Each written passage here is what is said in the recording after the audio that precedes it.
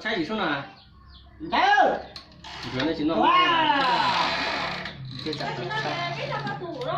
用爱豆咯，爱豆踢。cô có cầu chít tôi được ha anh này cơ mà đừng nói mà sao lấy mà gì muốn sao gì mà lấy chỉ xuân kia đừng nói mà ai cũng mà toa con thèm cái con muốn con nếu chiều lông mồ này mình có hết chứ toa ta giờ tại khi nào giờ đó béo thì thao dạ yên chỉ toa béo chết vẫn là cho nên tên nên muốn nên chơi giờ cho cú tên nên chơi cú chơi này như ta thế đấy à Ta lắm à, nó thật thằng em sẽ gọi mình. nghe này cơ tao có đúng không wow gì chủ na chết chơi bò đồ này ca nhá Có thằng em sẽ chặn này, giờ này chị mua cái chuẩn no đấy. lấy tiền mà lấy tiền sẽ chịu mua hẳn nó chủ yếu là này ca nhá đi sai đâu qua chùa đi sai con sai mà sai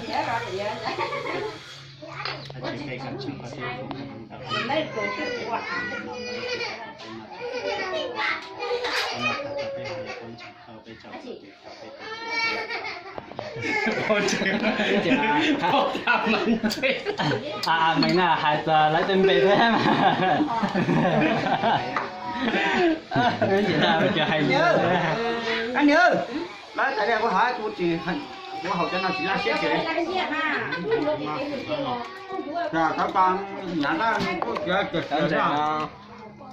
bây giờ đây nè đi hỏi anh gì à con nói lại con nhỏ nè cô sẽ còn cao to hơn cái đi ai cho con coi thì cũng mất đi là có hồng thôi Sai mà, chứ sai giá chia chứ à? nhưng nó đều có hỏi à Ông nữa là, ông nữa là thì sai giá chia lọt thế, thì sai không? Nói bảo con nó thì là bảo đó chỉ được. coi kìa nó đi là có hồng thế cái này Đó, có hồng thì không đủ các bạn.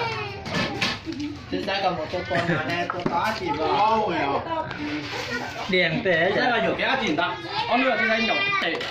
Bây giờ tê tê cô chỉ biết cái trò này. Phải lo thì tôi mà chỉ chứ. Mới một thảo tao lòng cầu thế nào? Để mấy sở xín chứ. là ta tục con chơi đó của bạn nó có chắc tay ngon rồi Nó còn tâm những ai ha?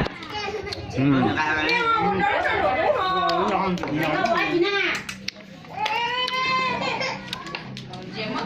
Còn có nó thế à? Có chờ giúp bánh cường đi hả? Có thì thao hụt có chó còn.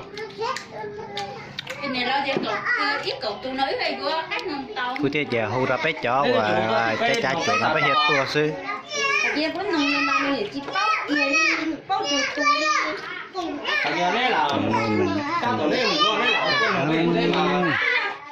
chỉ mua phải gốc lẩu lần nào